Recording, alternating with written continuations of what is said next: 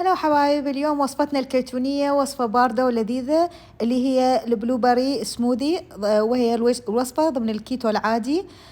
وصفة سهلة وسريعة والمواد متوفرة، تكون دائما جوا ايدنا. بس قبل لا نبدي بطريقة العمل، أرجو ما تنسون الاشتراك بقناتي وتفعلون الجرس حتى يوصلكم كل شيء جديد من وصفاتي ووجباتي اليومية. ويلا خلونا نبدي. أول شي بالخلاط نخليه كوب واحد من البلوبري البري، طبعا هذا مجمد، ونخلي عليه ملعقة أكل بذور الشيا، وملعقة أكل زبدة الفول السوداني، وكوب واحد من حليب اللوز. وبعدها نخلطه بالخلاط ويكون جاهز للشرب، وإن شاء الله يعجبكم. الوصفة كلش لذيذة وطيبة. ولا تنسون تشتركون بقناتي وتفعلون الجرس على مود يوصلكم كل شيء جديد من وصفات الكيتو.